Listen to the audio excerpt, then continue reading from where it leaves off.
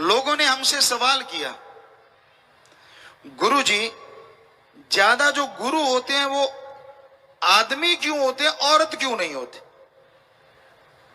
इसका मतलब आदमी ज्यादा पूजनीय है, औरत नहीं। हमने कहा आपको गलत फहमी है। कैसे?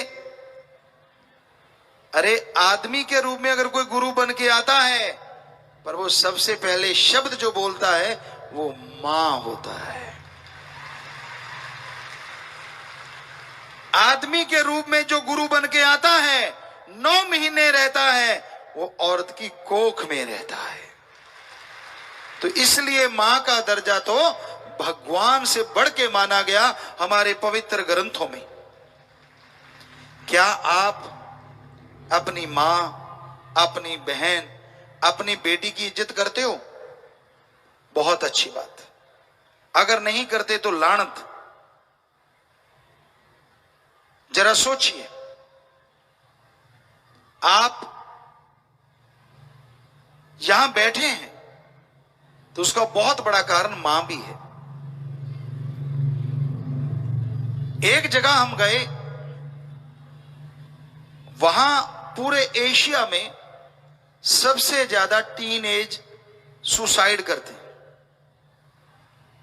सुसाइड।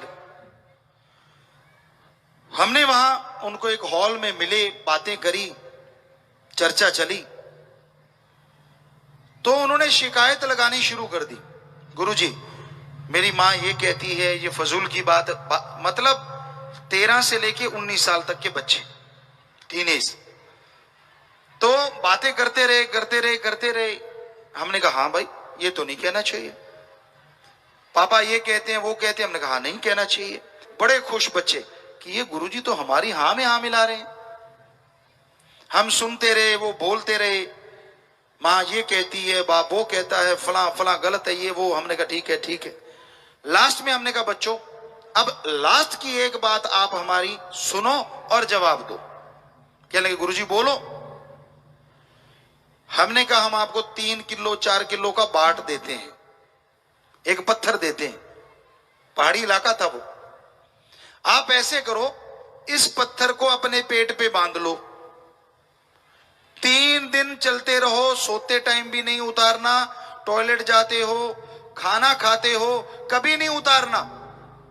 कहते गुरुजी हम नहीं ये कर सकते। हमने क्यों? कहते इतना वजन लेके कौन घूमे। हमने कहा सही है। अरे आपकी मां ने इतना वजन 9 महीने ढोया है आपका, और उसकी 2 बातें भी आपको बुरी लगती हैं, और आप 3 किलो का बाट लेके 3 दिन नहीं चल सकते, तो क्या उसका हक नहीं जिसने 9 महीने आपको गर्भ में रखा 2-4 आपको बातें कह दे? तो सब बच्चे रोने लगे, गुरुजी तौबा, आगे से माफ कर दो, आगे से मां की बाप की बात सुना करेंगे। तो भाइयों बहनों सबको हम कहना चाहते हैं, खास करके भाइयों को, गांव से आते हैं, क्योंकि हम भी वैसे रहे हैं, जाट जमींदार खास करके बड़ी इगोइस्ट होते हैं, बुरा ना मानना, हम भी वही कौम में पैदा हुए। बच्चा उठाएगी तो औरत उठाएगी, मर्द नहीं उठाएगा। क्यों? बेइज्जती होती है, लोग ये ना कह दें जोरू का गुलाम। वाह वाह क्या मर्द हो आप। 9 महीने आपके बच्चे को झेलती रही पेट में, तो आपकी औरत। और जब नाम की बात आई, नाम चलाएगा आपका। और आप, धर्मों में लिखा है अर्धांगनी, हिंदू धर्म में हमारे बराबर की हिस्सेदार,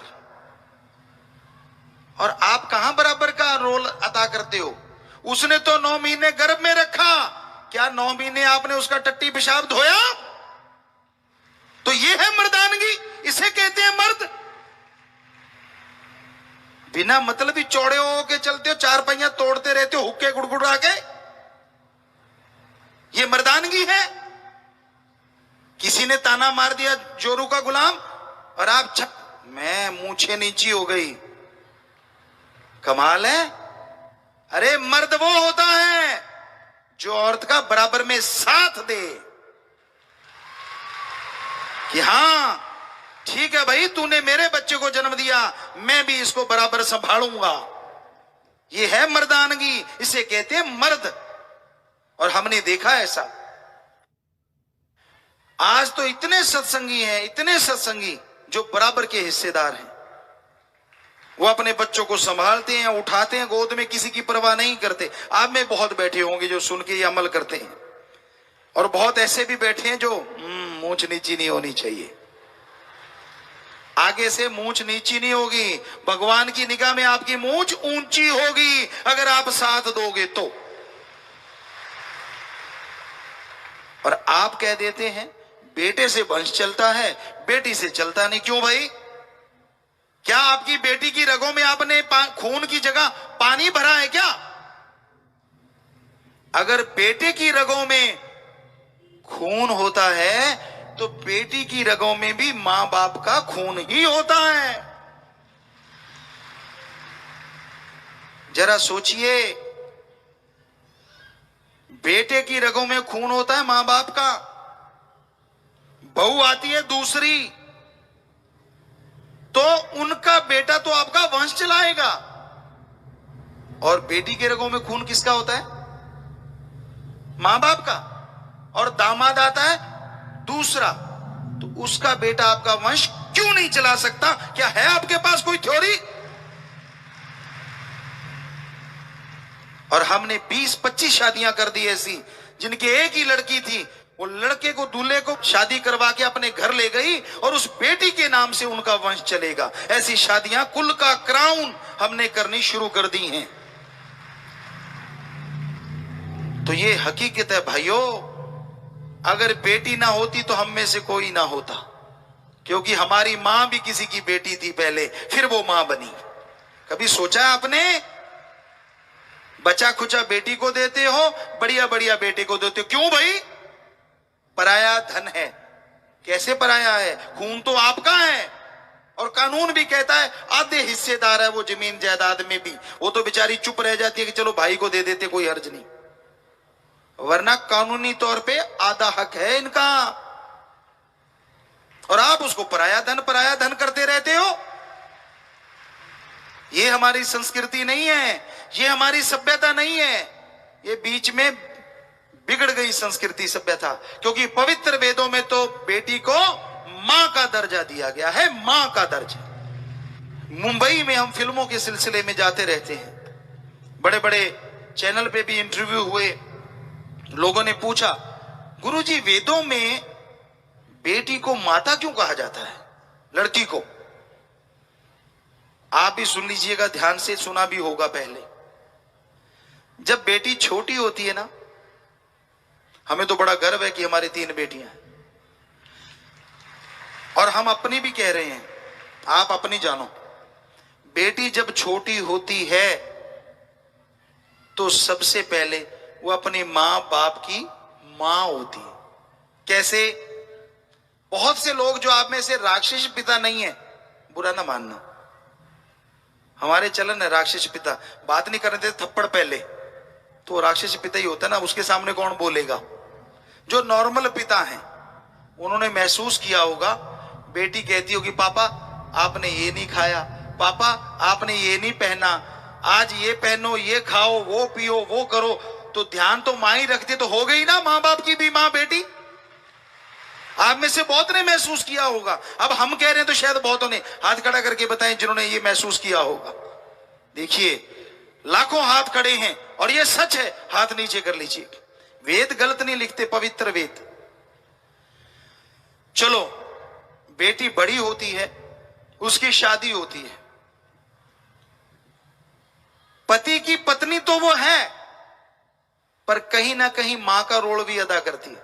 अजी आप जा रहे हो, आपके बाल सही नहीं है, आपकी मूंछ आड़ी तिरछी है, ये कपड़े नहीं पहने सर्दी लग जाएगी, वो सामान नहीं लेके जा रही, ये भूल गए, वो भूल गए, तो कर दिया ना मां वाला काम, पत्नी तो है ही है। तो क्या वेदों ने गलत लिखा? और फिर जब बच्चे होते हैं उसकी मां तो है ही है, तो बेचारी मां के रोल में ही सारा टाइम गुजारती है, और आप उसे कहते हो पराया धन। शर्म नहीं आती कहीं? आप उसे खाना वो देते हो जो बेटे के बाद बच जाता है। आप गर्भ में उसके टुकड़े करवा देते हो, कहीं ये है मर्दानगी? अरे वो मां जिसका दर्जा भगवान से भी बड़ा है, अगर अच्छे संस्कार दो, बेटा अगर नाम रोशन करता है तो बेटी भी नाम रोशन कर सकती है। ये सच है, ये हकीकत है। बात है अच्छे संस्कार की। अच्छे संस्कार नहीं दोगे तो बेटा भी नाम डुबो देगा, और अच्छे संस्कार दोगे तो बेटा बेटी दोनों नाम चमका देंगे, इसमें कोई दो राय नहीं। संस्कार सभ्यता अच्छी दो, संग का ध्यान रखो। आप मां बाप तो हो अपने बच्चों के, पर दोस्त भी बना करो। भाइयों बहनों, एक सहेली, एक मित्र भी बना करो, ताकि बच्चा जो स्कूल में जाता है, कहीं भी जाता है, हर बात आपसे शेयर कर सके, आपसे साझी कर सके कि मम्मा पापा ये हुआ था, ये हुआ था, ये हुआ था। पर अगर अब पहले आप छितर परेड के लिए तैयार रहते हो तो कोई आपको बात नहीं बताएंगे, बच्चे भी बिगड़ जाएंगे, जुल्म सहते रहेंगे, दुखी होते रहेंगे, और आप बस अपनी मर्दानगी समेट के घूमते रहना।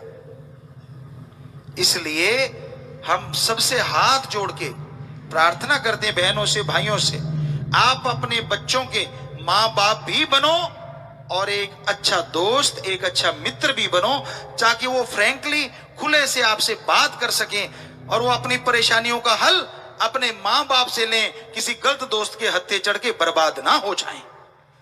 जो हल आप दे सकते हो वो दोस्त नहीं दे सकते, क्योंकि आपको जिंदगी का तजुर्बा होता है, वो आपका खून है, उसका आपको ज्यादा पता होता है। तो इसलिए अच्छे माँ बाप हमारी निगाह में वही हैं जो अपने बच्चों के अच्छे दोस्त भी हैं, यानी बच्चे जो उनसे फ्रैंकली बात कर लेते हैं। हम गुरु हैं, एक फकीर हैं, और जैसा आपको बताया कि जाट जमींदार के घर में पैदा भी हुए, नेचुरली स्वभाव थोड़ा तुणक होता ही है, तुणक मिजाज। लेकिन आप बेटियों से पूछ के देखो, हर छोटी से छोटी बात जो मां से करते हैं और बड़ी से बड़ी बात जो बाप से करते हैं, ये बच्चियां हमसे हमेशा कर लेती हैं, बेझिझक, बिना किसी डर के। और हमने शायद ही कभी इन पे बचपन में कोई ऐसा थप्पड़ उठाया हो। हम इनको बस एक निगाह से देखते तो इनको पता चल जाता है हमने कोई गलत कर रखा है। यानी जैसे सत्संग चल रहा है, ये बातें कर रही हूं और हमने इधर से इधर देखा, एक बार झट से पता चल जाता है। और इन्होंने नाम रखा हुआ है फोकस लाइट, कि वो सीधी आती है तो पता चल जाता है। बहुत सारे सेवादारों को पता चलता है, साथ संगत को पता चलता है कि हाँ भाई हम में गलती, और जिसने गलती की उसके पसीना भी आता है, वो हमें पता चलता है। आपका हमें चलता है, हमारा काफी काफी आपको भी चलता है, क्योंकि फकीर हैं। एक दोस्ती भी तो होती है अपने बच्चों से, हमारी तो 6 करोड़ से है, 1-2 से नहीं है। हमारे ये बेटे हैं, ये बेटियां हैं, साथ में सहेलियां हैं और दोस्त हैं, सब कुछ तो है। बात तो करते हैं, हर छोटी छोटी बात तो करते हो आप, हमसे नहीं करते। कई बार फोटो से लगे होते हो अकेले में,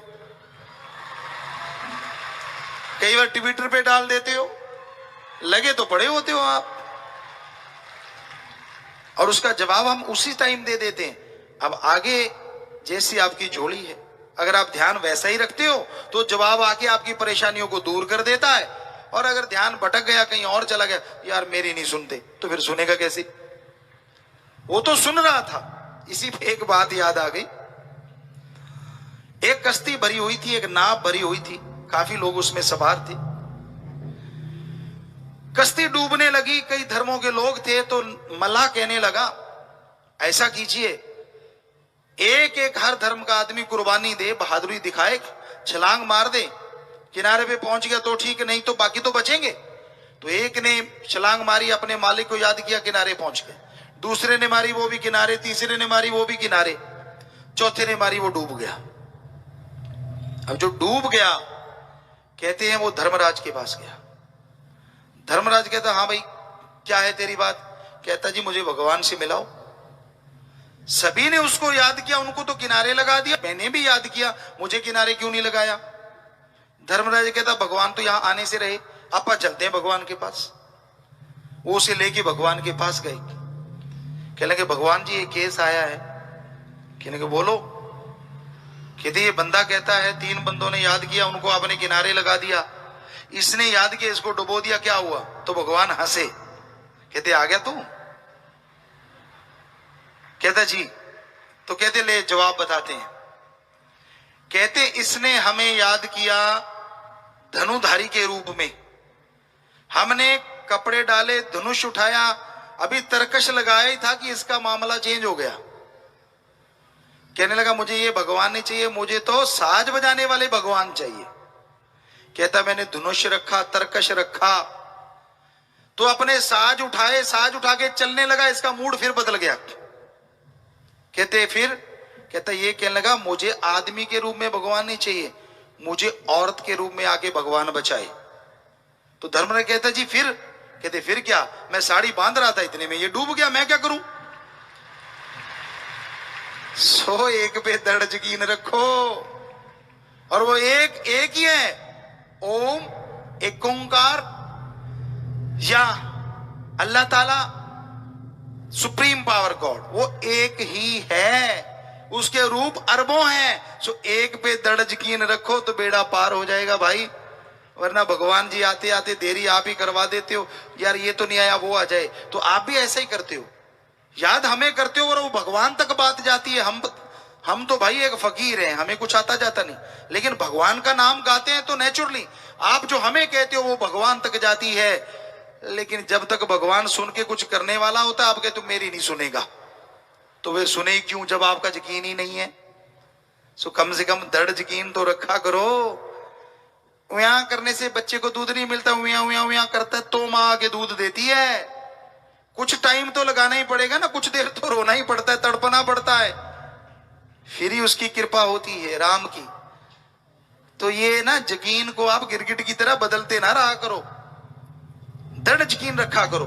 वो मालिक सुनता जरूर है, और जो दृढ़ यकीन रखते हैं भगवान पे, राम पे, ईश्वर पे, उसकी हर कमी को मालिक एक पलक झपकते दूर कर दिया करते हैं। तो यही शास्त्र नाम दाता रहबर ने सिखाया, उनसे हमने पाया कीमती पूंजी कहां पर तूने लगाई जवाब दो। आमतौर पे घर परिवार में जो मुखिया है या किसी कंपनी का जो हेड है, पैसा देता है कि ये पैसा ले जाओ, इससे बिजनेस करो, इससे व्यापार करो। बाद में वो हिसाब मांगता है, कितना खर्चा किया, कितनी आमदन हुई, क्या आपने हासिल किया, क्या खोया, क्या पाया। और हिसाब पहले से बना होता है, लोग हिसाब दे देते हैं, पर एक हिसाब हर किसी को देना पड़ेगा। आपको जो कीमती श्वास मिले हैं, भगवान ने आत्मा को शरीर में रहने के लिए जो श्वास दिए हैं, तो भगवान ने यह जरूर पूछना है कि तुझे जो कीमती श्वास दिए थे उससे क्या कमाया तूने और क्या खोया है।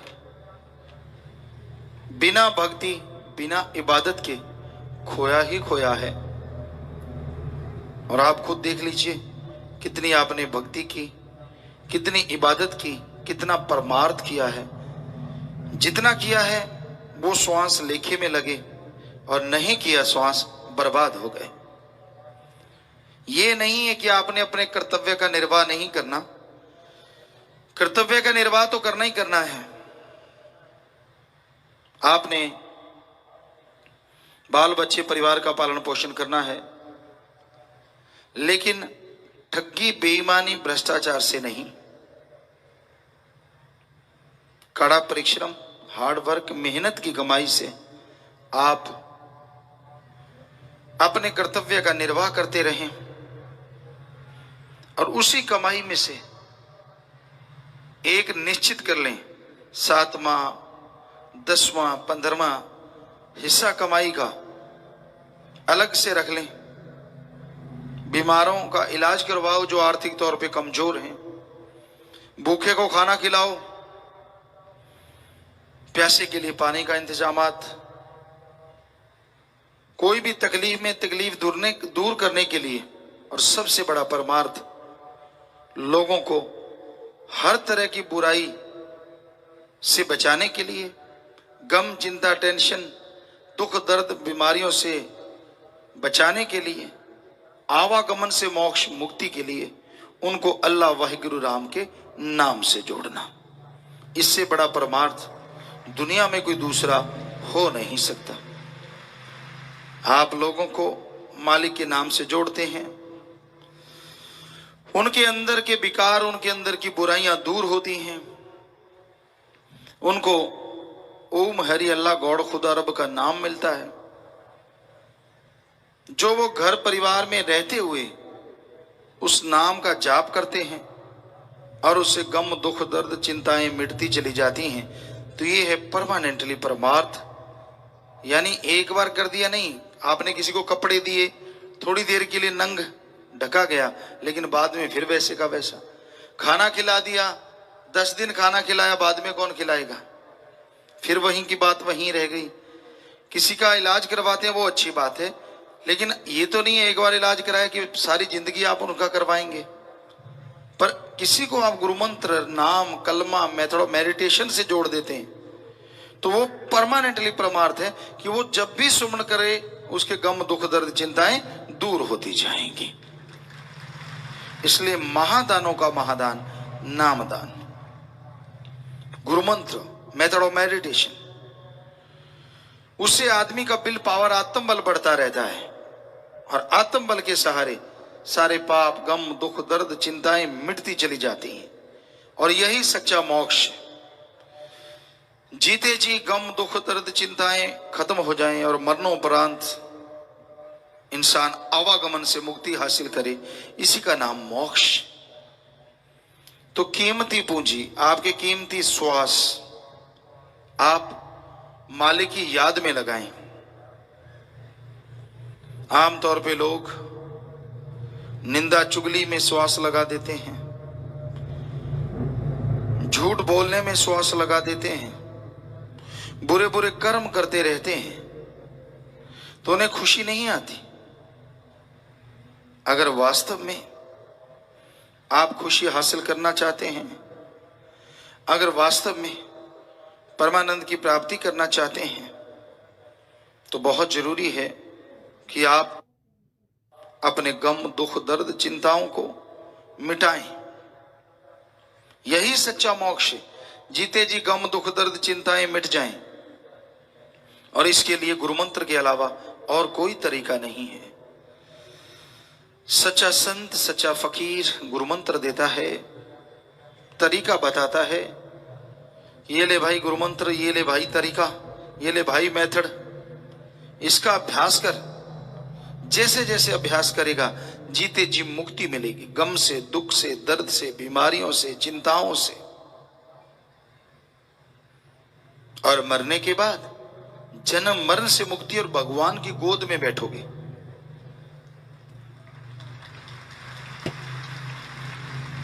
वो परमानंद मिलेगा, वो लज्जत मिलेगी जो कहने सुनने से परे। क्या गारंटी है? आप सुमन कीजिए, जीते जी उस परमानंद की प्राप्ति कर सकते हैं। संत कभी किसी से कोई पैसा नहीं लेते। संतों का मकसद किसी को बद्दुआ दे के दुखी करना नहीं होता। संतों का मकसद किसी को लड़ाना नहीं होता। संत क्या होते हैं और क्या करते हैं? संत जहां भी होते हैं और सबकी मांगत खैर।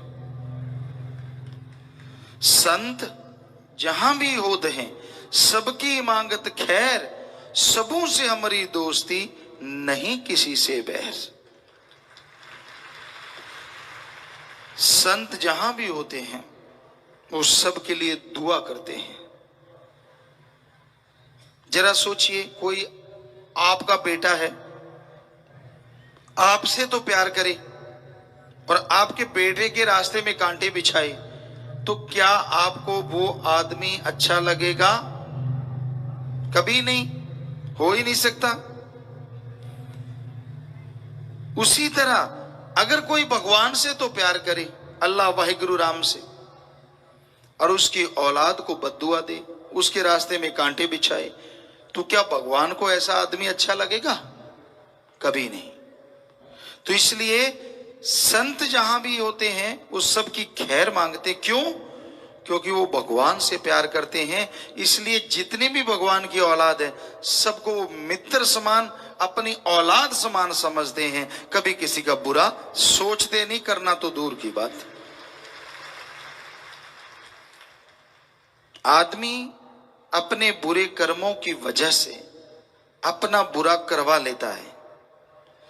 संत अगर वचन भी करते हैं तो लोगों को बुराई से बचाने के लिए, बुरे कर्म करने के बाद उसका फल भोगने से बचाने के लिए वो गुरुमंत्र बताते हैं कि आपसे बुरे कर्म हो गए और रोने की जरूरत नहीं है। सच्चा पश्चाताप है, पछतावा है। आप एक तो सुमरण करें और एक मालिक की औलाद का भला करें, सेवा करें। बस दो कार्य करें, आपके किए हुए पाप कर्म मालिक खत्म कर देंगे और फिर से आपके आंगन यानी आपके दिलो दिमाग में बहार छा जाएगी। घरों में मालिक आपको माला माल कर देंगे। तो अब मर्जी इंसान की है, वो वचन मानता है कि नहीं मानता, अमल करता है कि नहीं करता। दोस्ती मित्रता अल्लाह वाहिगुरु राम से करो, जो पक्का साथी है। एक बार हाथ पकड़ा दिया वो नहीं छोड़ता, जितना मर्जी छुड़वाने के लिए आप जोर लगाओ। यहां तो क्या, अगले जहान में भी वो साथी बना रहता है। बहुत सारे उदाहरण हैं, पर अब को एक उदाहरण जो चिट्ठी द्वारा किसी ने भेजा वो बताते हैं। एक इंसान सत्संगी था, नाम लिया हुआ था, बाद में लोगों के धक्के चढ़ गया, शराब पीने लगा, नशे करने लगा, बुरे कर्म करने लगा। एक दिन उनको शाम को, रात को सपना आया कि 2-3 दिन बाद 10:15 पे या जो भी टाइम बताया, या 7:15 पे तेरी मौत हो जाएगी, हम तुझे लेने आएंगे। बेपरवाह सच्चे दाता ने दर्शन दिए। उसने शोर मचा दिया, लोगों को बताने लगा कि ले, मैं मानता नहीं, उनका नाम तक नहीं लेता, मेरा कोई लेना देना नहीं है, निंदा मैं करता हूं, बुरे कर्म करता हूं, मुझे कहते लेने आएंगे। ऐसे कैसे आ जाएंगे, मैं नहीं मरता। अब कोई भी आदमी मरना तो चाहता ही नहीं, दुखी हो जाए तो बात अलग है, वरना जिंदगी ही चाहिए हर किसी को। तो वो दिन आया, सबको बताने लगा, कहता आज मुझे देखते हैं कैसे मुझे ले जाएंगे। वो टाइम आया, रफा हास्त गया, हाथ धो के बोतल रखने लगा, या अभी बोतल हाथ में थी। सही 7:15 होने लगे, उसकी आंखें खुली की खुली रह गई। देखा जब नूरी स्वरूप तो नारा बोला और शरीर छोड़ के चला गया। यह साबित करता है कि सच्चा गुरु मुर्शिदे कामिल यहां तो क्या, अगले जहान में भी हाथ नहीं छोड़ता। बस एक बार पकड़ा दो, पकड़ाना की देर है, फिर वो दोनों जहान में आपका जिम्मेदार बन जाता है। कर्म तो आपको करने पड़ेंगे, वो आपके आवागमन की मुक्ति का तो जिम्मेदार हो गया। जीते जी गम दुख दर्द चिंता बीमारियों से अगर मुक्ति चाहिए तो कर्म अच्छे करने ही होंगे, वचनों पे अमल करना होगा। अब संत कहते हैं नाम जप, कहता नहीं जपता। संत कहते हैं सेवा कर, खुद को सजाने संवारने की सेवा करता रहता है। संत कहते हैं भाई सबका भला कर, अपने भले के लिए लोगों को यूज करता रहता है। संत कहते हैं भाई कभी बुरा ना कर्म ना करो, लोगों के सामने बगला भगत और बुरे कर्म करता रहता है। तो बताओ कहां से भला होगा और कैसे जीते जी गम दुख दर्द चिंताओं से मुक्ति मिलेगी। तो गुरु विचारा क्या करे जा सीखण में चूक। गुरु संत तो बताते हैं, पर सीखने वाला, मानने वाला अगर सीखे ना माने ना तो गुरु क्या करें। टीचर लेक्चरर क्लास में पढ़ाते हैं, उसके सब्जेक्ट में पूरे स्कूल में बच्चे टॉप पे आते हैं, मेरिट होल्डर बनते हैं, first division second division pass हो जाते हैं, पर 2-4 फेल हो जाते हैं 100 में से। तो बच्चे कहते हैं ये टीचर बुरा है, टीचर ने सही नहीं पढ़ाया इसलिए हम फेल हो गए। अनपढ़ माँ बाप तो मान लेंगे, लेकिन समझदार पढ़े लिखे माँ बाप सोचेंगे हैं रिजल्ट देखते हैं, अरे सारे बच्चों की इस सब्जेक्ट में मेरिट है, टॉप है, तू ही फेल क्यों है। तो साफ है कि उसने फॉलो नहीं किया। बाकी बच्चों ने टीचर की लेक्चरर की सुनी और वो टॉप पे आ गए, उसने नहीं सुनी तो वो फेल हो गए। तो ऐसे ही गुरु पीर फकीर साध संगत को बताते हैं, सब सुनने वाले होते हैं, सब लेक्चर सुनते हैं। ऐसे होते हैं जो सुनते ही फॉलो करते हैं, उनको होता है एक शब्द भी सुनने से ना रह जाए और मानने से ना रह जाए। सुन के जो मान लेते हैं उनके हाथों हाथ पाप कर्म कटते रहते हैं, परमानंद की प्राप्ति होनी शुरू हो जाती है। कुछ होते हैं थोड़ा मान लिया थोड़ा छोड़ दिया तो माल की भी फिर थोड़ी खुशियां दे देता है और थोड़े भोगने पड़ते हैं कर्म। कुछ होते हैं कि बिल्कुल ही नहीं मानते, हाँ जी बहुत बढ़िया जी, देखने वाला कहते यार ये तो भगत ताजा ताजा टपका है, कोई लाग लपेट नहीं है, वो करेगा ही ऐसे। हाँ जी जी, लोगों को चमत्कार सुनाने, थोथा चना बाजे घना। नहीं तो रूहानियत में तो ये असूल है, जिसको ज्यादा खुशियां आती है मालिक की वो हजम करता जाता है, और ज्यों ज्यों हजम करता जाता है खुशियां बढ़ती चली जाती है। अंदर की रूहानी खुशियों की बात है। हाँ, अपने गुरु पीर फकीर को जो मर्जी बताओ, और दुनिया में जो चर्चा करते हैं वो मान बढ़ाई के भूखे होते हैं। सारे कहते वाह जी वाह जी वाह जी, और इतनी बाबा हो जाती है कि शाह जी नीचे आ जाते हैं, सारी खुशियां चली जाती हैं, मालिक का रहमो करम खत्म हो जाता है। मान बढ़ाई का भूखा घड़ के सुनाता रहता है।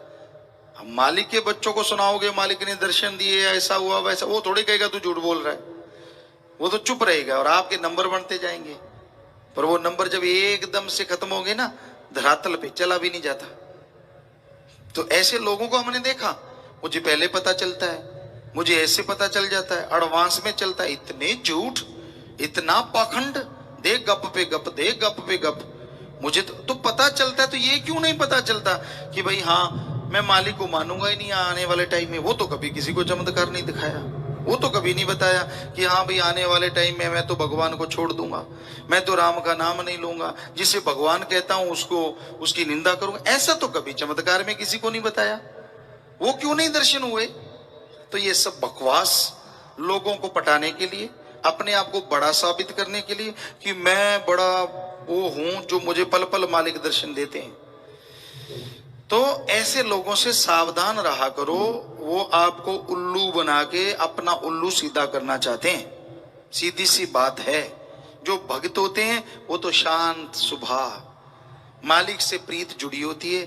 मालिक अपने गुरु पीर फकीर को तो चाहे भगवान मालिक की चमत्कार सुना दें, आम आदमी को वो तो बता देते हैं कि भाई भक्ति करने से ये फायदे हो गए, वो फायदे हो गए, तेरे भी होंगे, वो तो एक अलग बात है। पर रूहानी नजारे वो किसी को शेयर साझा नहीं करते, क्योंकि वो फिर कम हो जाते हैं, खत्म होने लगते हैं, बताने से मन अहंकारी हो जाता है। इसलिए गुरु पीर फकीर को बताओ। जब गुरु पीर फकीर कहता है, नजारे आते हैं सबको, खुशियां मिलती हैं सबको। तो ये घोर कलयुग का चाल चलन है जी, जो आपको बता रहे हैं। किसी भी क्षेत्र में कोई भी आदमी अपना उल्लू सीधा करने के लिए आपको यूज कर सकता है। आदमी इस पे जब आशिक हो जाता है, अल्लाह वाहिगुरु राम उससे बहुत दूर हो जाता है। हम ये नहीं कहते कि आदमी को आदमी पे आशिक नहीं होना चाहिए, एक हद तक, एक सीमा तक आशिकपन ठीक है, लेकिन हद से ज्यादा जब भगवान अपने गुरु पीर फकीर की बात को नकार के आप आदमी पे ही डिपेंड हो जाते हैं, तो समझ लो आप भगवान से बहुत दूर हो गए। खुशियां नहीं मिलेंगी आपको। दीन दुखियों की मदद करना जरूरी है, पर किसी के जाल में उलझना जरूरी नहीं है। तो हम सबको यही गुजारिश करते हैं, अव्वल प्यार अल्लाह वाहिगुरु राम सतगुरु मौला के लिए बना के रखो, क्योंकि उससे जितना प्यार करते जाओगे उतनी ही खुशियों में बढ़ोतरी होती जाएगी। दुनियावी लोगों का क्या है, आप प्यार करते गए, जब तक उल्लू सीधा हो रहा है तो वाजी वाह, और जैसे आपने उनका काम नहीं किया तो दुत्कार देंगे। जब भी विचार नहीं मिले, तू कौन और मैं कौन, चाहे वो पति पत्नी हो या कोई यार दोस्त मित्र हो या मां बाप, कोई भी। स्वार्थ गर्ज से बंधे हैं सारे रिश्ते। जब तक स्वार्थ है सारे रिश्ते हैं, और जैसे स्वार्थ खत्म हो गया तू कौन और मैं कौन, कोई किसी की बात नहीं पूछता। हमारे यहां अच्छी सभ्यता है, अच्छी संस्कृति है, पूरे वर्ल्ड में, पूरी दुनिया में सबसे अव्वल। कैसे? मां बाप पहले बच्चों का पालन पोषण करते हैं पूरी तरह, पूरा गाइड करते हैं, पढ़ाते लिखाते हैं, अपने साथ रखते हैं, विवाह शादी करवाते हैं, पूरे जिम्मेवारियां उठाते हैं। और जब मां बाप बुजुर्ग हो जाते हैं, बच्चे फिर मां बाप का ख्याल रखते हैं। यानी जब बुजुर्ग आदमी हो जाता है वो बच्चा हो जाता है छोटा, और जो उसके बच्चे होते हैं फिर वो मां बाप की उनको भूमिका निभानी चाहिए, जो कि हमारी संस्कृति है। यानी उनको बुढ़ापे में कोई कमी नहीं आने देती। बिल्कुल जैसे बच्चों की तरह पालते हैं ऐसे मां बाप को पालना पड़ता है। वो ऋण उतर जाता है मां बाप का, खुशी मिलती है, सच्ची खुशी, सच्चा आनंद मिलता है। तो ये होता है। लेकिन आज कलयुग में बदलाव आ रहे हैं, लोग अपने मां बाप को घरों से निकाल देते हैं। किसी सज्जन ने पूछा, गुरु जी आवारा पशु हैं, इनके बारे में आपका क्या संदेश है? हमने कहा, जब हम गांव में रहा करते थे राजस्थान में, गाय भैंस होती थी, वो दूध देती थी, उनको रखते थे, और जब दूध नहीं देती थी तो भी रखते थे, हरा चारा उनको डालते रहते थे। ये कहावत थी कि जिस खूंटे पे गऊ या भैंस दूध देती है उसी खूंटे पे वो मरे, यानी बाहर ना जाए। ये असूल था। और वहां से मरते थे पशु, भैंसें मरती, गऊ मरती, वहां से ट्रैक्टर के पीछे बांध के वहां छोड़ के आते, जिसे हड्डा रोड़ी या यहाँ पे पशु मुर्दार फेंके जाते थे। ऐसा होता था। लेकिन आजकल लोग जब तक दूध देती है गऊ भैंस और रखते हैं, बाद में डंडा मार के निकाल देते हैं। कहने गुरु जी ये तो गलत है। हमने कहा है तो गलत। आजकल तो मां बाप को भी तब तक रखते हैं जब तक दूध देते हैं, मतलब पैसा देते हैं। दूध आज का पैसा है। मां बाप जब तक पैसा देते हैं वो वाह जी पांव के हाथ लगाएंगे, चाहे मुंह में गालियां दे रहे हो, आओ पापा जी, आओ माता जी, फलां दिंगड़। जैसे रिटायरमेंट हो गई और कुछ भी नहीं, कि पैसा तो है ही नहीं, सारी जमीन भी नाम करवा ली, फिर बस पशुओं वाला मारा डंडा, वृद्ध आश्रम में चला जा। कई आवारा बेचारे घूमने के लिए मजबूर हो जाते हैं, घर से निकाल देते। लानत ऐसी औलाद पे, लानत उनके खून पे। क्यों ऐसा करते हो आप? ठीक है, माँ बाप अगर रूहानियत के रास्ते में रोड़ा बनते हैं तो भी उनका सत्कार करना आपका फर्ज है। आप अलग हो जाते हैं कोई बात नहीं, ये समाज का चाल चलन है, विचार नहीं मिलते, लड़ो ना, राड़ से बाढ़ अच्छी। लेकिन उनका सत्कार तो करते रहो, इज्जत तो करते रहो। अरे अपने मुंह से अपने माँ बाप को गलत बोलते हो, आप खून किसका हो बताओ? आपके अंदर भी तो उसी माँ बाप का खून है। तो इसलिए बुरा उनको कहने से आप पहले बुरे हो जाते हैं। इसलिए बुरा ना कहो, अगर आप उनको सुधार सकते हैं। हमें बड़ा मान है, हमने स्कूल में देखा लड़के और लड़कियां अपने माँ बाप को राम नाम से जोड़ते हैं। बेमिसाल बात है, बेमिसाल। यही तो कलयुग है। ये देखा जाता है कि माँ बाप बच्चों को सुधारते हैं, और आज उल्टा हुआ पड़ा है, कलयुग में बच्चे माँ बाप को सुधार रहे हैं। बहुत उदाहरण है कि बच्चों ने माँ बाप को जोड़ा और आज वो माँ बाप परमार्थ में टॉप पे हैं, भले कर्मों में बहुत आगे हैं। तो अनायास उन बच्चों के लिए दुआ के लिए हाथ उठ जाता है कि भाई आपने अपने माँ बाप का ऋण तो उतार दिया जब उन्हें राम नाम से जोड़ दिया, उसी टाइम ही उतर गया, कोई छोटी मोटी बात नहीं है। तो इस घोर कलयुग में यही एक अच्छी बात है कि यहाँ पढ़ने वाले बच्चे बच्चियां माँ बाप को राम नाम से जोड़ते हैं। अन्यथा आज क्या माँ बाप और क्या औलाद बेड़ा ही गर्क हो रहा है, बुरे कर्म में लगे हुए हैं। कई तो बाप बेटा शेयर करते हैं बुराई, हरामखोरी इकट्ठे करेंगे, शराबखोरी इकट्ठे करेंगे, मांसाहार इकट्ठा करेंगे, हर काम इकट्ठा करते हैं। जब जवान हो गया कहता तेरे से क्या पर्दा, चलन दे इकट्ठा, सबको जानते हैं, सब मालिक बताता रहता है। तो बड़ा दर्द सा होता है कि यार बड़ा गैप होता है माँ और बाप में बच्चे का, लेकिन ये क्या हो रहा है? तो इसी का नाम घोर कलयुग है, रिश्ते नाते समाप्त होते जा रहे हैं। तो जब ये सारे कर्म करके आप दुखी होते हो, परेशान होते हो, गमगीन होते हो, फिर दोष देते हो भगवान को, गुरु को, माँ को, बाप को, दोस्त को, मित्र को, जबकि कोई अपने आप को दोष तो देता ही नहीं। कर्म तो खुद बुरे किए और दोष माँ बाप का या गुरु का या भगवान का कैसे हो गया? इसलिए बुरे कर्म ना करो।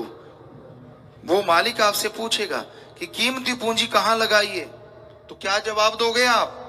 क्या देना था? नरक दोजक में सड़ना पड़ेगा। जैसे कर्म किए होंगे वैसा फल यहां भी भोगना है और आगे भी।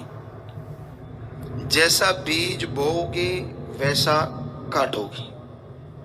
कांटे बोए हैं तो उस पे फल नहीं लगेगा, कांटे ही उगेंगे। बबुल का पेड़ पंजाबी च कहते किक्कर, बबुल का पेड़ बोओगे उस पे आम नहीं लगेंगे, बड़े बड़े कांटे सूलें लगेंगी। और आम का पेड़ बोओगे तो आम जरूर लगेंगे। जैसे कर्म करोगे वैसा फल भोगना पड़ेगा। इनसे बचाव हो सकता है अगर आप प्रभु के नाम का सुमरन करें। अनजाने में बबुल लग गया, वैसे तो वो भी गुणकारी है पेड़ों में, लेकिन यहां कांटे और फल की बात है। तो आप राम नाम के द्वारा अपने अंदर के घास फूस कचरे को साफ कर सकते हैं, अपने अवगुणों पे जीत हासिल कर सकते हैं और मालिक की खुशियों के हकदार बन सकते हैं। बस राम नाम ही एक तरीका है।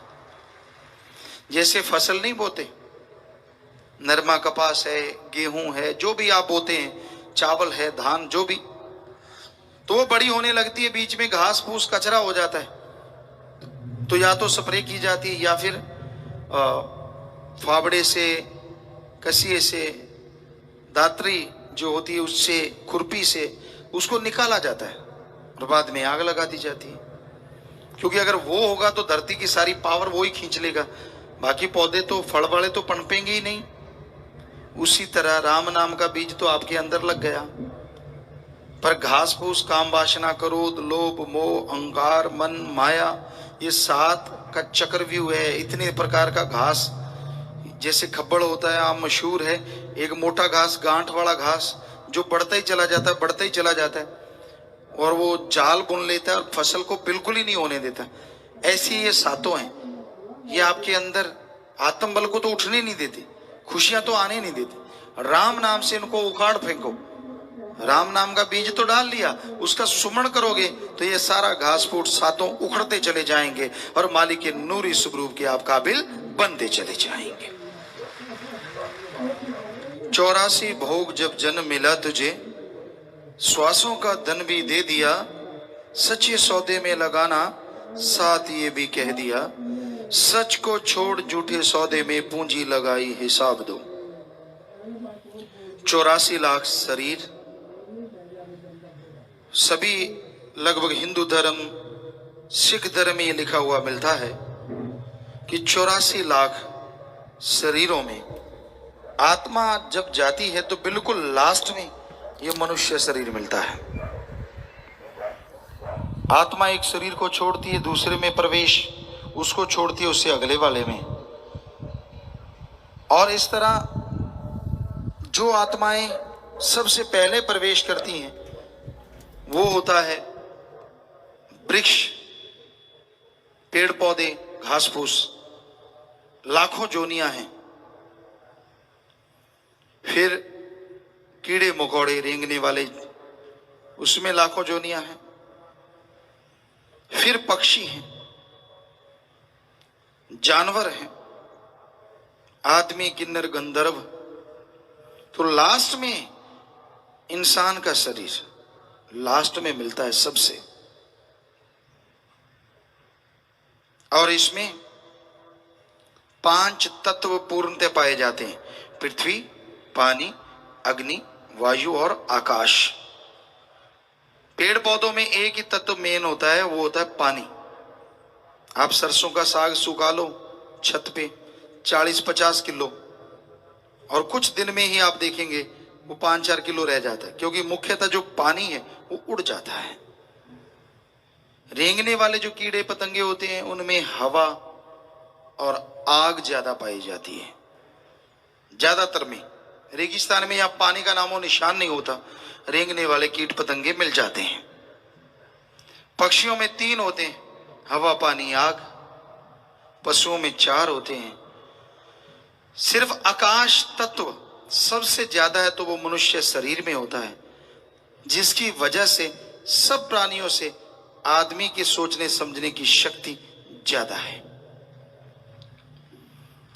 पर ऐसा क्या काम करता है जो कहा जाए यार धर्मों में लिखा गया, हिंदू, सिख धर्म, इस्लाम धर्म, ईसाई धर्म, बौद्ध, जैन, सभी धर्मों में ये लिखा मिलता है, आदमी सर्वश्रेष्ठ, आदमी सर्वोत्तम, आदमी खुद मुख्तियार जून, आदमी सरदार जून।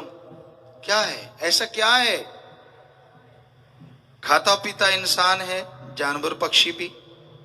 बाल बच्चे इंसान के हैं, वो सब जानवर पक्षियों के भी होते हैं।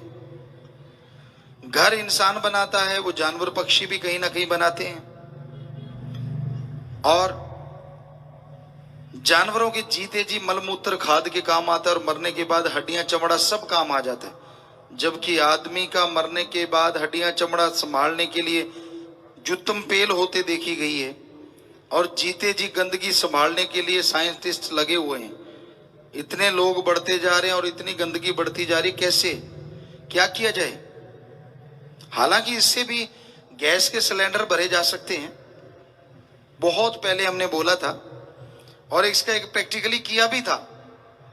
लेकिन जैसे लोगों को ये पता चला, कुछ प्रैक्टिकल करके देखा कि देखें तो कि भाई अच्छा ये आदमी की गंदगी से भरे हुए गैस के सिलेंडर हैं, कहते इस पे तो नहीं हम रोटी खाएंगे। जबकि पशुओं से बनने वाला गोबर गैस आप देखते हैं, उससे लोग रोटियां सब कुछ बनाते रहते हैं। सो कहने का मतलब इस लिहाज से देखें तो आदमी से जानवर काफी आगे हैं। कई कहते नहीं जी आदमी साइंस में बड़ी तरक्की कर चुका है, और नई नई टेक्नोलॉजी बन रही है, सुख सुविधा के साधन, कार, मोटर गाड़ियां, हवाई जहाज, कई दिनों का सफर कुछ घंटों में तय हो जाता है। वाकई ऐसा जानवर नहीं कर सकते। लेकिन सुख सुविधा के साधन तो सबको नजर आते हैं साइंस के। साइंस में अगर ये कहें कि आज आदमी की वजह से सारी दुनिया बारूद के ढेर पे बैठी है तो गलत नहीं होगा। आदमी ने एटम, अणु, परमाणु, हाइड्रोजन और पता नहीं कौन कौन से बम बनाने की सोच रहा है कि बैठा बटन दबा दूं और बाकी दुनिया तबाह हो जाए। क्या जानवर से ऐसा खतरा हो सकता है? नहीं हो सकता। तो इस लिहाज में भी जानवर ही आगे निकल गया। फिर क्यों लिखा है सारे धार्मिक ग्रंथों में आदमी सर्वश्रेष्ठ?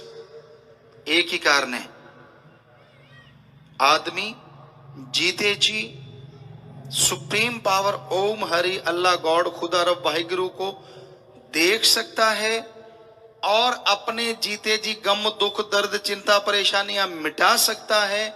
और ऐसी लज्जत, अगर कहीं शराब किसी को अच्छी लगती है, मांस किसी को अच्छा लगता है, इन सब से अरबों खरबों गुना ज्यादा नशा देने वाली लज्जत जो परमानेंट रहती है, वो अमृत, वो आबो हयात, वो लज्जत इंसान ले सकता है, जबकि पशु चाहते हुए भी ऐसा नहीं कर सकते। और अगर आप इंसानों वाला काम नहीं करते तो फिर आप क्या हैं? हर धर्म में लिखा है। सिख धर्म में गुरु साहबानों ने बड़ा जबरदस्त लिखा है कि वाहिगुरु राम के नाम के बिना बोलना, काग की तरह, जैसे कौआ कां कां करता रहता है वैसे बोलना है। गधे की तरह बोझड़ होना है। आप जो भी काम कर रहे हैं, गुरबानी में, पवित्र गुरबानी में लिखा है कि आप गधे की तरह बोझ ढो रहे हैं और सांप की तरह विष घोल रहे हैं। आप जो भी सोचते हैं मालिक के नाम के बिना, बेड़ा ही गर्क करते हैं खुद का दूसरों का, उसको ऐसे कर दें, साले को बच्चू बना दें, ज्यादा आगे बढ़ रहा है, ज्यादा हेकड़ी झाड़ता है, ऐसे करेंगे वैसे करेंगे। जहर घोलना नहीं तो और क्या है। सांप भी बेचारा घबरा जाता है, इतना जहर तो मेरे में नहीं जितना आज के आदमी में। किसी जमाने में गिरगिट हुआ करती थी, राजस्थान में तो अब भी है, हमने देखा अपनी आंखों से। वो भी बेचारी आदमी से डर के मारे भाज गई। कहती आदमी, एक दो आदमी आपस में बातें कर रहे हैं और बात करते करते बात करने वाले को लगा कि सामने वाले के तेवर बदल रहे हैं, वहीं रंग बदल जाएगा झट से। इतनी जल्दी तो गिरगिट नहीं रंग बदलती। बेचारी वो चली गई। कहती मेरी क्या जरूरत है, ये बड़ा बड़ा है, 2 टांगों वाला गिरगिट है, गिरगिट का भी बाप है। आप सारे नमक नुमक हराम तो छोटे रह गए, ट्रकों के ट्रक नमक खा के लोग नमक हराम हो जाते हैं, गिरगिट की तरह रंग बदल जाते हैं सिर्फ माया रानी की वजह से, माया रानी की वजह से। लिखा तो और भी बहुत कुछ है गुरुओं ने, संतों ने, पर अगर सच्ची बातें सुना दें तो बड़ी गड़बड़ हो जाए। हालांकि हम तो हर सच सुनाते हैं, पर कई ऐसे कड़वे सच हैं, बहुत ही कड़वे, जरूर सुनाएंगे किसी दिन आपको। भाई गुरदास जी ने लिखे हैं बहुत सारे कड़वे सच कि आने वाले टाइम में कलयुग में क्या होगा।